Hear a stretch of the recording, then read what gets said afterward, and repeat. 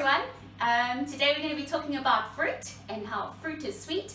And we all know that fruit is good for us. You've heard the old saying, an apple a day keeps the doctor away. Well, there's very good merit to that. And today hopefully I can discuss a little bit with you why. We know that as part of an overall healthy diet, fruit is very important because it gives us lots of vitamins and minerals and a whole host of nutrients that help support a healthy body and a healthy mind. So just a couple of things. Fruit in general, again, like I said, as part of an overall healthy diet, some of the benefits that are there, they help to reduce sort of chronic diseases, your certain types of cancers, heart disease, heart attacks and strokes, things like that. And I'm going to just highlight a couple of the particular, my favorite, well, some of the good nutrients that are important, just a couple of them. There are a whole host. It's one of the reasons why we encourage eating whole fruit, because there's so many different things. One of the main things is fiber. Okay, fruit gives you important dietary fiber. Again, you can get fiber from your vegetables and whole grains, but fruit is has a very good fiber component. And fiber is very important for keeping a healthy digestive system, prevents constipation and symptoms of things like diverticulosis. It keeps you a little bit fuller for longer without any extra kilojoules. It helps to keep your blood pressure under control and your overall heart health.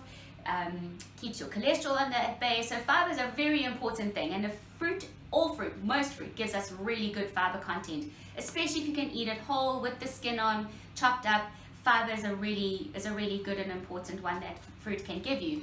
The only thing with fruit is if you're drinking fruit juice, you're not going to get as much of the fiber because the fiber is within the pulp and the skin. So you'll still get the other vitamins and minerals, but not quite the fiber. The other vitamin that I really like to highlight here, amongst so many others, is vitamin C. We know that this is a wonderful antioxidant, boosts your immune system, keeps your gums and teeth healthy. So one of those really good ones. Potassium is another important mineral that fruit gives us. Our bananas, our dried apricots, orange juice, prune juices give you a lot of potassium. Why is potassium important? Good for controlling blood pressure, okay, and a couple of other things, but those are the ones that I want to highlight. Also, folate is another important one from our fruit. It helps to produce red blood cells and keep our blood systems healthy. And the list can go on and on and on. Okay, so very important to get those fruit in. Again, as a whole, a huge variety. The more variety of fruit you have, different colors, different textures, the more variety you have, the more variety of vitamins, minerals, and a whole host of other nutrients that you're going to get into your diet, which is very important, okay? In general, again, as part of a healthy diet, fruit gives you fewer kilojoules per cup, okay, than, for example, in a slightly unhealthy sort of snack. You know, when you're feeling that snack time in the afternoon, 3-4 o'clock hits, go for the fruit, okay, rather than, for example, a muffin or chips or a chocolate. Lower kilojoules, good fiber content, keeps you fuller for longer. So if you're looking at weight loss and maintaining a good weight, fruit is a really good option, okay. Again, reduces your chronic diseases and just keeps you energized. You're getting a lot of vitamin, a good boost of vitamins, good boost of immunity, keeps you going, and you'll feel better for it. Okay, so again, something that I just push with my clients, my private patients, always try and keep a fruit bowl available at easy reach on the table in the dining room or in the kitchen where it's available and easy to use. You can have fruit at almost any meal. Okay, we look at breakfast, you can have a smoothie, you can add chopped up berries, and especially berries are lovely in a breakfast. Add loads of antioxidants. Add those to your breakfast cereals or to your oats. You can have a little glass of orange juice, fruit with yogurt, lovely for breakfast. Lunchtime, chop some fruit into your salads. I love to chop apple into a tuna pasta salad.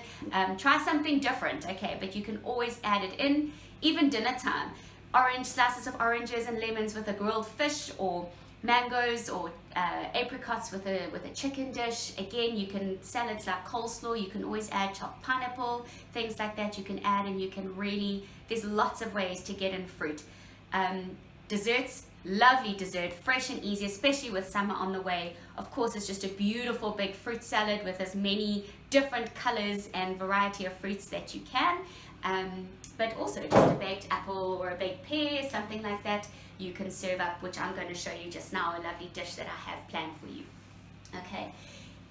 Just to touch on tubs, again, we've got fresh fruits and vegetables. I've got a lot of those here, but very useful is to keep dried fruit as well. Dried fruit is easy to pack and keep in those cupboards, especially at work or in a drawer, in a bag, that it's always available. Frozen fruit is also absolutely fine. Lovely to keep some frozen fruit in the freezer. Lovely for a smoothie, easy access, and the nutrients are all still there. If you're going for a canned fruit, that's absolutely fine. Just be careful of the ones that are canned in a heavy syrup. Okay, go for a light one or those canned in 100% fruit juice. Okay, keep your varieties and your options open. All right. So I'm going to take you through here. Before I start my recipe, just a quick thing. I counsel a lot on private patients between good and bad fruit. Please know there is no such thing as a good fruit and a bad fruit. All fruit are considered good. Very important, like I said, the more variety of fruit that you have, the more variety of vitamins, minerals, and other nutrients. Of course, if there are certain disease conditions, something like diabetes, where the amount of fruit and the type and when you eat the fruit will need to be calculated within your diet, but your dietitian will help with that. Okay, so no good and bad fruit. All fruit is good. We need to get in a large variety. So now, what I'm going to do today is take you through a lovely little recipe. Something that I love to do, nice and easy, something that's always available, is an apple. Okay, so I'm going to do a lovely apple bake with you today.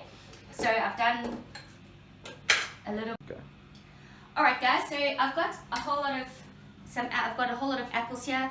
Apples are lovely, again, full of that good fiber, lots of good vitamins and minerals, important for our digestive system and healthy immune system. I've added a couple of pears in because I think pears and apples go well. Slice them nice and easily. Wonderful thing about apples, lots of different colors and shapes, so you can really go wild. Nice and thinly cut. I don't have to really do it for you. I'm not a chef, but if you like to be particular, you can arrange them beautifully. I'm not going to do that. I'm just going to pour a whole lot of my apples and pear slices in here. There we go. Because I'm going to throw them around a little bit. Right, so I've got some green, some tart apples, some Granny Smiths, some lovely red skin, some sweeter apples, which is absolutely delicious. Then a little bit of lemon juice, about a tablespoon or so. Let's squeeze that out. Fresh is always just so lovely, hey? Lemons, again, packed with that vitamin C, that beautiful antioxidant, excellent for our immune system, and oh my goodness, the flavor of lemon as it goes in. Such a versatile fruit here as well. And already we've got about that. So half a lemon, half a fresh lemon. Just drizzle that over. I've got a little bit of lemon zest that I'm going to just throw over the top. I did that a little bit earlier as well. Oh, I wish you could smell the lemon. Okay, with that, a couple of spices. I've got cinnamon.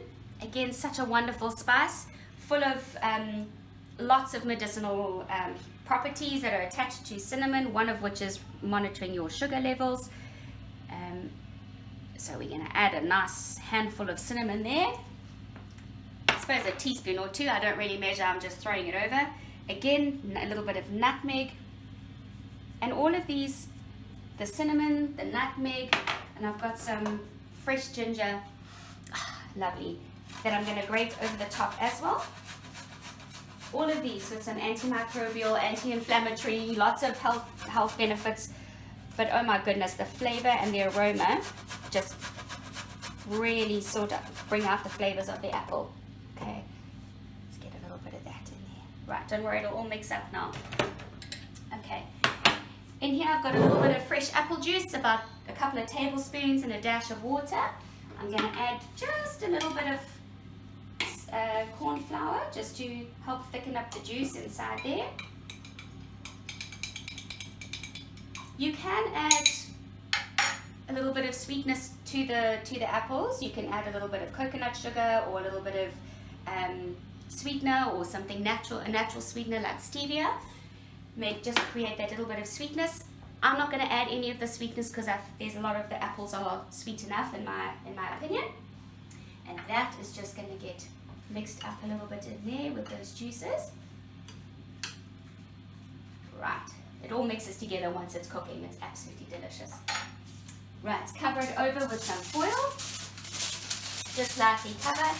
And that goes in the oven for about 45 minutes until a fork goes through the apple it's nice and soft. Luckily, I've already done one for you, so here it comes. Okay, this one can come out. This one will go back in. And we'll leave that for about 45 minutes. Come over this side, let's have a look. Oh, it smells delicious. Now, all I'm going to do is when I serve that up, I'm going to add some of this beautiful apple and pear goodness onto the side like that. Look at that. Oh, it's delicious. The flavors, the aroma, so yum. And I'm going to serve that with a beautiful, some plain low-fat yogurt on the side.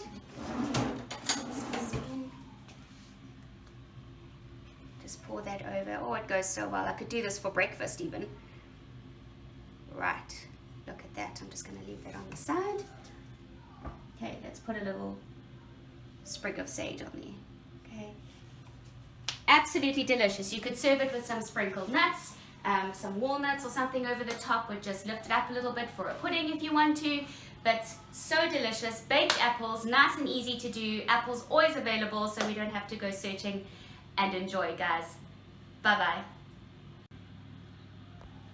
Hey guys, little bonus scene. While you're waiting for the baking of the apples in the oven, one of my favorite little treats, you know when you just get those craving for something nice, okay? So instead of going for the chocolate or the muffins or the biscuits or whatever, good quality dark chocolate, it's good for you, antioxidants and all. Melt a few blocks. If you've got some strawberries, dip the strawberries in some chocolate. Makes for and it just hits the spot. Absolutely delicious. Okay, that or something nice and sweet like a date, 2 or 3 dates, and your craving is good. So I'm going to enjoy this while I wait for the next apples to come out. Bye!